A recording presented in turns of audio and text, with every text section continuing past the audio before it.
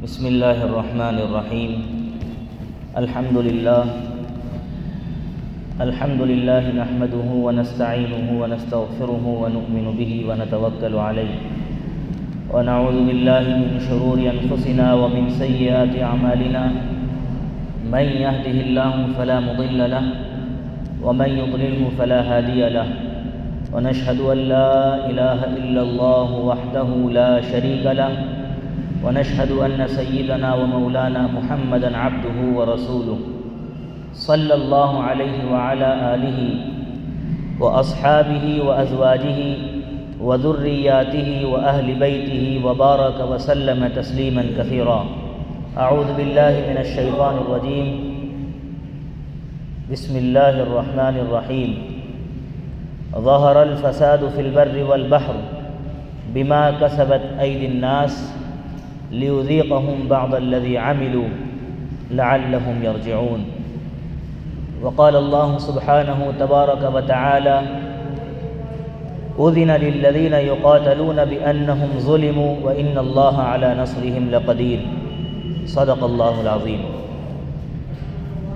وقال النبي صلى الله عليه وسلم المسلم من سلم المسلمون من لسانه ويده والمؤمن من أمنه الناس على دمائهم وأموالهم أو كما قال محمد صلی اللہ علیہ وسلم.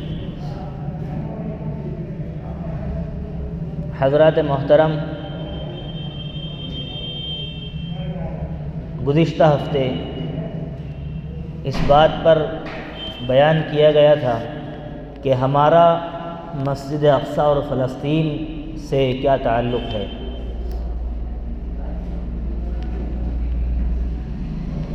بیت المقدس ہم تمام مسلمانوں کے لیے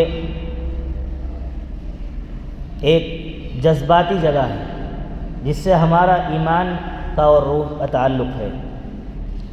ہمیں سیرت میں بہت ساری رہنمائی اس سلسلے میں واضح طور پر ملتی ہیں کہ ہم فلسطین اور بیت المقدس سے محبت کیوں کرتے ہیں.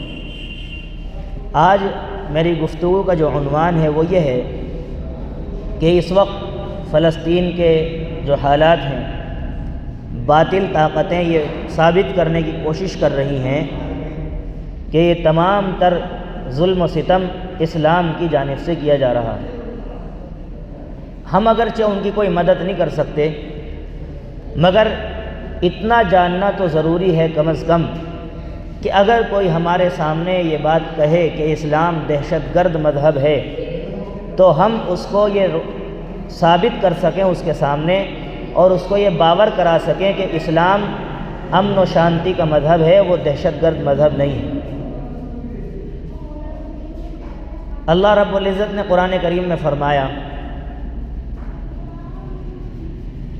کہ مسلمانوں کو خود بخود لڑائی کی پہل نہیں کرنی چاہیے.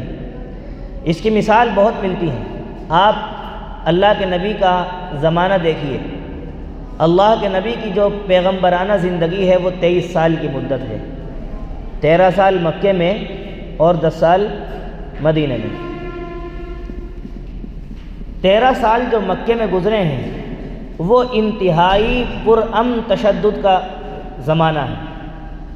اس میں مسلمانوں پر ظلم و ستم کے پہاڑ توڑے گئے، مگر آپ نے کوئی اس کا جواب نہیں دیا، کوئی ایکشن کا ریئیکشن نہیں تھا. آپ اگر پڑھیں گے سیرت اور غور کریں گے بالکل تسلی کے ساتھ، یہاں تک کہ بعض صحابہ بھینٹ چڑھ گئے، صحابیات بھینٹ چڑھ گئی.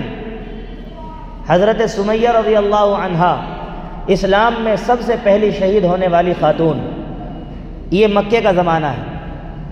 13 سال بالکل ظلم و ستم کو برداشت کیا ہے. اور یہ سب پہلے جو ایکشن ہوتا تھا وہ کفار کی طرف سے ہوتا تھا. یہاں تک کہ میں یہ بات کیوں کر رہا ہوں، اس لیے میں یہ بات عرض کر رہا ہوں کہ بعض لوگ یہ کہتے ہیں کہ اسلام تلوار کے زور سے پھیلا ہے، مسلمان گئے جنگیں کی اور جس نے ایمان قبول نہیں کیا اس کو قتل کر دیا. ایسا نہیں ہے. ہر ایک غزوے کا، ہر ایک سریے کا، ہر ایک جنگ کا آپ بیک گراؤنڈ جب اٹھا کر دیکھیں گے تو اس نتیجے پر پہنچیں گے کہ ایسا نہیں ہے۔ سب سے پہلی جنگ بدر کے میدان میں ہوئی ہے۔ آپ دیکھیں اللہ کے نبی علیہ الصلاۃ والسلام مکے میں 13 سال گزارنے کے بعد جب آپ تشریف لائے ہیں مدینے میں، یہاں بھی کفار و مشرکین اپنی حرکتوں سے باز نہیں آئے، بلکہ مسلسل وہ کچھ نہ کچھ چھیڑ خانی اور کچھ نہ کچھ جارحانہ کاوشیں اور کارروائیاں کرتے رہے۔ پہلی جنگ اسلام کی بدر کے میدان میں ہوئی۔ اس کے بعد تمام جنگوں کا اس سے زیادہ آپ کو میں کیا ثبوت پیش کروں کہ صلح حدیبیہ کے موقع پر جو 6 ہجری کے آخر میں اور 7 ہجری کے شروع میں ہوئی ہے صلح حدیبیہ، اس میں 10 شرطیں مسلمانوں کے سامنے رکھی گئیں، ٹوٹل دباؤ کی شرطیں ہیں۔ کیسی شرط؟ آپ کا کوئی آدمی مکے آئے گا تو ہم واپس نہیں کریں گے، اور ہمارا کوئی آدمی آپ کے پاس جائے گا تو آپ کو واپس کرنا پڑے گا۔ کیسی شرط ہے؟ جبکہ صحابہ کرام کے پاس فل طاقت ہے، کیونکہ اتنی جنگیں جیت لیں کہ اب کفار جو ہے کمزور پڑ گئے ہیں، مگر یہ بات ہمارا اس بات پر یقین ہے کہ اللہ ذلت کے نقشوں میں عزت دیتا ہے اور عزت کے نقشوں میں ذلت دیتا ہے۔ ساری چیز کی چابی اور ہر چیز کی طاقت اسی پروردگار کے پاس ہے، وہ جب چاہے جیسے چاہے ہر چیز انجام دے سکتا ہے۔ بظاہر دیکھنے میں لگتا تھا کہ صلح حدیبیہ کی شرطیں سب دباؤ والی ہیں، مگر ساتھ میں اللہ رب العزت نے کہہ دیا انا فتحنا لک فتحا مبینا، اے نبی ہم نے آپ کو کھلی ہوئی فتح عطا فرمائی۔ دیکھنے میں لگتا ہے کہ ہم ہار گئے، ہم کافروں کے سامنے جھک گئے، ہم دب گئے، مگر اللہ کہتا ہے انا فتحنا لک فتحا مبینا، اے نبی ہم نے آپ کو کھلی ہوئی فتح عطا فرمائی۔ میں یہی بات عرض کر رہا ہوں کہ بظاہر لگتا تھا کہ مسلمانوں نے دب کر صلح کی ہے، لیکن اس دب کر صلح کرنے میں ہی اللہ کی طرف سے کھلی ہوئی فتح تھی۔ پھر اس کے بعد فتح مکہ کے بعد یا اس زمانے میں جو جنگیں ہوئی ہیں 8 ہجری میں، وہ غزوہ موتا ہو یا اور دوسری، سب ایکشن کا ری ایکشن ہے۔ ایسا نہیں ہے کہ خواہ مخواہ جا کر حملہ کر دیا ہو۔ ایک صحابی حارث بن عمیر رضی اللہ عنہ، اللہ کے نبی نے خط لکھ کر بھیجا شرحبیل کے پاس کہ جاؤ ان کو دعوت پہنچاؤ، اور اگر کسی کے پاس کسی کا کوئی قاصد آئے اور بادشاہ اس کو قتل کر دے تو یہ صاف صاف کھلا ہوا اعلان جنگ سمجھا جاتا ہے۔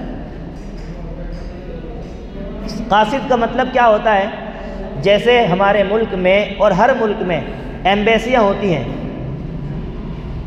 دوت آواز ہندی میں اس کو کہتے ہیں، اس میں ایمبیسڈر ہوتے ہیں، سفیر ہوتے ہیں، ایلچی بھی کہہ سکتے ہیں، قاصد بھی کہہ سکتے ہیں۔ تو ان کو چھیڑنا، اب مثال کے طور پر بظاہر ہندوستان اس وقت اسرائیل کے ساتھ کھڑا ہے، لیکن جو فلسطین کی یہاں ایمبیسی ہے اس میں چھیڑ چھاڑ نہیں کر سکتا، یہ قانون ہے، یہ معاہدے ہوتے ہیں۔ تو کسی کے قاصد کو چھیڑنا اور قتل کرنا ایسا سمجھا جاتا ہے گویا کہ آپ نے اس ملک کے خلاف اعلان جنگ کر دیا، بغاوت کا اعلان کر دیا۔ تو حارث بن عمیر کو قتل کر دیا گیا۔ اللہ کے نبی علیہ الصلاۃ والسلام نے ایک فوج بھیجی پھر ان سے مقابلے کے لیے۔ اسی طرح جب غزوہ موتا پیش آیا ہے تو شام میں فوجیں جمع ہونے لگی اور یہ خبر پھیلنے لگی کہ مدینے پر حملہ ہوگا۔ یہ تمام افواہیں پھیلنے کے بعد اللہ کے نبی خود دفاع کے لیے نکلے۔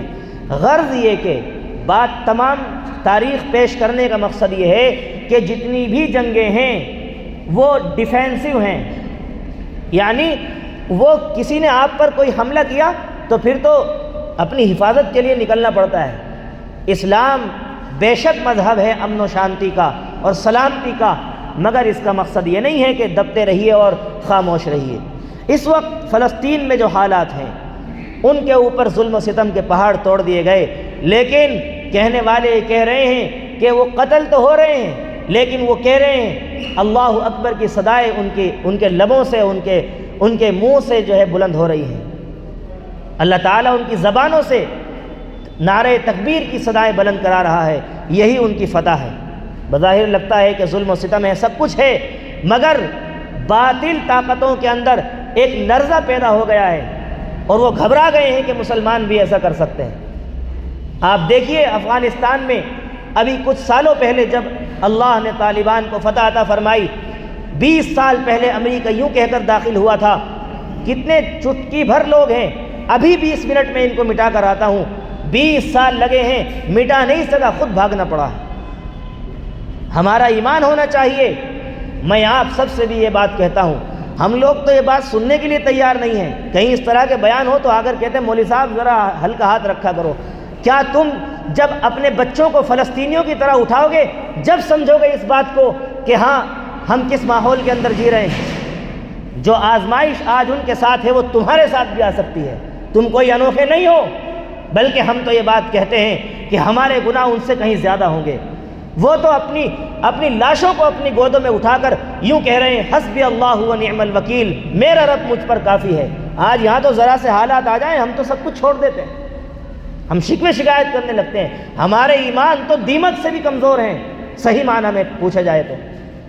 وہ لوگ، اللہ نے ان کے ایمان کو کیا قوت بخشی ہے کہ ان کی چھوٹے چھوٹے معصوم بچے، ان کے باپ کو، ان کی ماں کو، ان کے گھر والوں کو سامنے شہید کر دیا گیا، بم سے اڑا دیا گیا، لیکن وہ کہتا ہے حسبی اللہ و نعم الوکیل، میرا اللہ مجھے کافی ہے، میرا پروردگار مجھے کافی ہے۔ ہم تو سننے کو تیار نہیں ہیں، بزدل ہو گئی مسلمان قوم۔ افسوس کی بات ہے، یہ نہ سمجھو کہ تم بڑی بڑی عمارتوں میں بیٹھ کر بچ جاؤ گے، جب آگ لگتی ہے تو پھر اس سے کوئی نہیں بچتا۔ کسی شاعر نے کہا تھا لگے گی آگ تو آئیں گے گھر کئی زد میں، یہاں پہ صرف ہمارا مکان تھوڑی ہے۔ میرے بزرگوں، میرے بھائیوں، ہمیں کم سے کم ان کے سمپتی تو پیدا کریں اپنے دل میں، کچھ سافٹ اینگل، سافٹ کارنر تو پیدا کریں، کچھ ذہن میں کچھ نرمی تو آنی چاہیے کہ ہاں وہ بھی ہمارے بھائی ہیں، اللہ ان کو آزما رہا ہے، ہمیں بھی آزما سکتا ہے۔ اور یاد رکھو، جن کو آزمایا جاتا ہے انہی کو نوازا جاتا ہے، جن کو آزمایا جاتا ہے انہی کو نوازا جاتا ہے۔ آج وہ بھٹی میں تپ رہے ہیں، خدا کی قسم کل کامیابی انہی کے قدم چومے گی۔ ہم مسلمان سمجھتے ہیں ہم اچھا کھا رہے ہیں، اچھا پہن رہے ہیں، اچھا ہماری زندگی گزر رہی ہے، ہمیں اس لیے کوئی فکر نہیں ہے فکر۔ میرے بزرگوں، ہمیں ذہنی طور پر تیار ہونا چاہیے، کچھ نہیں کر سکتے، کم از کم اب تو سمجھ لو اسلام کو، اسلام تم سے کہہ کیا رہا ہے۔ کوئی تمہارے سامنے کہے کہ اسلام دہشت گرد مذہب ہے، اس کو کہو اسلام دہشت گرد مذہب نہیں ہے۔ اگر اسلام دہشت گرد مذہب ہوتا تو مدینے میں جب اللہ کے نبی نے ریاست قائم کی ہے تو وہ یہودی ساتھ میں نہیں رہ سکتے تھے۔ بھئی مسلمانوں کے پاس طاقت تھی، چاہتے تو سب کو قتل کر سکتے تھے، نہیں، یہودیوں کو بھی ساتھ میں رکھا، یہاں تک کہ جو ملک فتح ہوئے ہیں وہاں پر عیسائیوں کو بھی، یہودیوں کو بھی ان کے مذہبی مقامات تک حفاظت کی ہے۔ قرآن کہتا ہے اذن للذین یقاتلون بانہم ظلموا، اللہ نے اجازت دی ہے جو لوگ جن پر ظلم کیا جا رہا ہے کہ وہ بھی ان سے لڑ سکیں۔ ان کا قصور کیا ہے؟ ان کا قصور صرف یہ ہے الذین اخرجوا من دیارہم بغیر حق، ان کو ان کے گھروں سے ناحق نکال دیا گیا، کس بنیاد پر؟ الا ان یقولوا ربنا اللہ، وہ کہتے ہیں ہمارا رب صرف ایک اللہ ہے۔ آپ نے کوئی ان کا مال نہیں چرایا، کوئی ان کے عہدے نہیں چھینے، آپ نے کوئی ان کے گھر میں چوری نہیں کی ہے، آپ کی اور ان کی دشمنی صرف اس بنیاد پر ہے، ہم کہتے ہیں ربنا اللہ، ہمارا رب صرف ایک اللہ ہے، ہم اس کے علاوہ کسی کے سامنے سر نہیں جھکاتے۔ اس بات کی لڑائی ہے اور کچھ نہیں ہے۔ آج ہندوستان میں جو ماحول ہے، آپ صرف فلسطین کی بات نہیں کر رہے، میں یہاں کے ماحول کو بھی ہم جب کمپیئر کریں گے اور جانچیں گے، پرکھیں گے تو ہم اس نتیجے پر پہنچیں گے کہ ہندوستان میں آج وہ نام نہاد مسلمان جو چند سکوں کے عوض بک جاتے ہیں اور طرح طرح کے غیر مذہبی نعرے لگانے پر تیار ہو جاتے ہیں، آج حکومت ان کی سیفٹی کرتی ہے اور ان کو جو ہے ان کی حفاظت کرتی ہے، یہاں تک کہ ان کو سیکورٹی دی جاتی ہے، اور وہ سمجھتے ہیں کہ ہم سیکورٹی لے کر بچ جائیں گے، یہاں بچ جائیں، سو بچ جائیں، اللہ کے یہاں وہ نہیں بچ سکتے، اللہ کے یہاں نہیں بچ سکتے۔ آپ کا کوئی قصور نہیں، آپ کا قصور یہ ہے کہ آپ کلمہ طیبہ کے اقراری ہیں، آپ کہتے ہیں اس بات کو لا الہ الا اللہ محمد الرسول اللہ صلی اللہ علیہ وسلم۔ آج آپ باتیں کرنا شروع کر دو غیر مذہبی، کوئی پریشانی نہیں، میں تو نام لے کر بتا سکتا ہوں چند ایسے لوگ جو نام نہاد مسلمان، ان کے دلوں میں ایمان نہیں ہے، بظاہر داڑھی بھی ہے، سر پر ٹوپی بھی ہے، دین کا لباس بھی ہے، مگر وہ بات کرتے ہیں اسلام کے خلاف، تو آج ان کو کوئی پریشانی نہیں ہے، کوئی تکلیف نہیں ہے۔ میرے بھائیوں، ہمیں اپنا ایمان مضبوط کرنے کی ضرورت ہے۔ قرآن کہتا ہے کہ جتنی آیات ہیں آپ پڑھیے، بھری پڑی ہیں قرآن میں آیات، اس لیے کہ آپ امن و شانتی کا پیغام دیجئے۔ اس کا مطلب یہ نہیں ہرگز کہ آپ ظلم برداشت کریے، مگر خواہ مخواہ پہل کرنے کی اجازت نہیں ہے۔ میرا مضمون آج کا صرف اتنا تھا کہ اس وقت جو فلسطین اور کفر کی طاقتیں، یہ فلسطین اور اسرائیل کی لڑائی نہیں ہے، یہ عالم اسلام اور عالم کفر کی لڑائی ہے۔ ایک طرف پورا اسلام ہے اور ایک طرف پورا کفر ہے، اور کفر یہ کہتا ہے کہ اسلام دہشت گرد مذہب ہے۔ اسلام دہشت گرد مذہب نہیں ہے، اسلام تو امن پسند مذہب ہے۔ اللہ کے رسول صلی اللہ علیہ وسلم نے فرمایا المسلم من سلم المسلمون من لسانہ ویدہ، در حقیقت اچھا سچا مسلمان وہ ہے جس کے ہاتھ اور زبان سے دوسرے مسلمان محفوظ رہ سکیں، یہاں تک کہ ہر کوئی محفوظ رہ سکے۔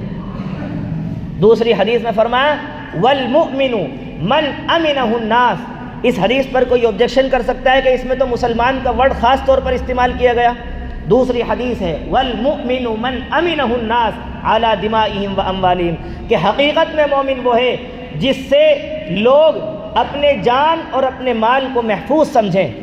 لوگ میں اب عیسائی بھی آ گئے، یہودی بھی آ گئے، ہندو بھی آ گئے، جین بھی آ گئے، پارسی، دلت، ہر کوئی اس میں آ گیا۔ والمؤمن من امنہ الناس علی دمائہم و اموالہم۔ میرے بھائیوں، پڑھیے اسلام کو۔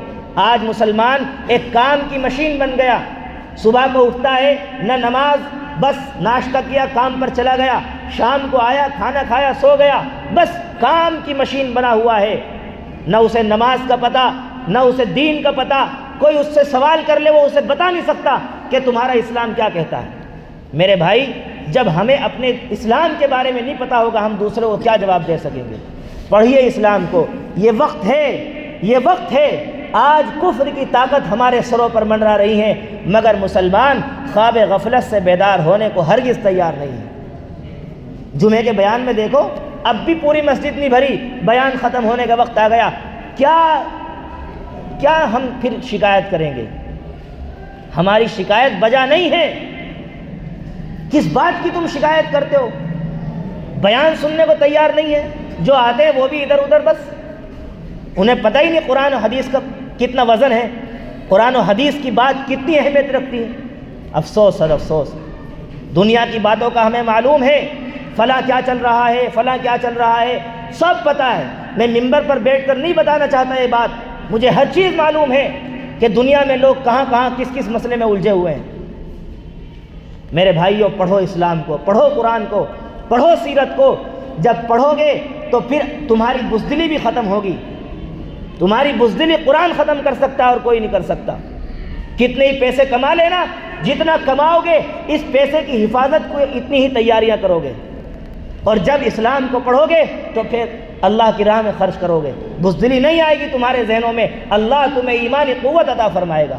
مجھے بتاؤ تو صحیح کہ 12 سال 11 سال کا بچہ کون ہے اس کے اندر یہ طاقت پیدا کرنے والا کہ جو اپنی ماں اور باپ کی لاش کو دیکھ کر بھی یہ کہتا ہے حسبی اللہ و نعم الوکیل، میرا اللہ میرے لیے کافی ہے؟ کون ہے اس کے اندر یہ طاقت پیدا کرنے والا؟ اللہ کی ذات ہے، اللہ کے علاوہ کوئی۔ یہ اسلام ہے، ایمان کی طاقت ہے، ورنہ خدا کی قسم لوگ تو یہ سمجھتے ہیں کہ ہمیں اسی دنیا میں رہنا ہے، اور آج مسلمان کا حال بھی تقریباً ایسا ہے۔ اسی لیے وہ مرنے سے ڈرتا ہے، اسے موت سے ڈر لگتا ہے، جبکہ علامہ اقبال رحمۃ اللہ علیہ نے تو کہا تھا شہادت ہے مطلوب و مقصود مومن، نہ مال غنیمت نہ کشور کشائی۔ شہادت تو مسلمان کا مقصد ہونا چاہیے۔ اللہ سے دعا ہے اللہ ہم سب کو عمل کی توفیق عطا فرمائے، اور اللہ ہمارے ایمان کی قوت کو مزید مضبوط فرمائے۔ وآخر دعوانا الحمدللہ۔ تشریف رکھیں، ابھی 5 منٹ ہیں۔ یہاں مسجد کا ایک شیڈیول ہے کہ 2 ہفتے بعد چندہ ہوتا ہے، ابھی کافی وقت سے ہوا نہیں ہے، آپ کھڑے ہو جائیں ثاقب بھائی، اور بھی 2-4 ذمہ دار حضرات کھڑے ہو جائیں۔ مسجد میں ابھی تقاضے ہیں، 50,000 روپے تقریباً مسجد کے اوپر قرض بھی ہے۔ دیکھیے مجھے چندہ کرنا آتا نہیں، میں صاف صاف بتاؤں، نہ میں بیان اس لیے کرتا کہ میں تمہاری جیب میں سے پیسے نکلواؤں، یہ ہماری اخلاقی ذمہ داری ہے، فریضہ ہے، اس کو ہم ہی کریں گے، ہم باہر کہیں مانگنے نہیں جائیں گے۔ لہذا آپ سے بہت ادب سے گزارش ہے، اپنی حیثیت سے زیادہ مسجد کا تعاون فرمائیں، اللہ آپ کے تعاون کو قبول فرمائے۔ بھائی سب اپنی جیب میں کچھ نہ کچھ ہاتھ ڈال لیں، اللہ کی راہ میں خرچ کریں، یہی کام آئے گا اور کچھ نہیں آ سکتا کام۔ نہ میں کبھی چندے کے مقصد سے بیان کرتا، نہ مجھے تو یہ غیرت کے خلاف لگتا ہے، ایسا لگتا ہے قرآن و حدیث کو بیچ دیا ہوں۔ آپ کی ذمہ داری ہے، آپ مسلمان ہیں، آپ یہاں کے باشندے ہیں، اس کو ہم نہیں بنائیں گے تو اور کون بنائے گا؟ میں تو فخر سمجھتا ہوں مسلمانوں پر کہ ہم سرکار کی کوئی ہیلپ نہیں لیتے اپنی مسجد مدرسوں کے لیے۔ لوگ کہتے ہیں نا کہ بھائی وہاں سے ایفیلیٹڈ کرا لو کچھ مدد آ جائے گی، نہیں، مسلمان کو فخر ہونا چاہیے اس بات پر کہ وہ اپنے مسجد، اپنے مدرسوں، اپنی خانقاہوں، جو بھی دین کی جگہ ہے، اپنی گاڑھی کمائی سے ان کو تعمیر کرتا ہے۔ الحمدللہ، اس پر فخر کیجئے، اس تعاون کو بوجھ نہ سمجھو، خوشی کے ساتھ تعاون کرو، اللہ اس سے کہیں زیادہ دے گا۔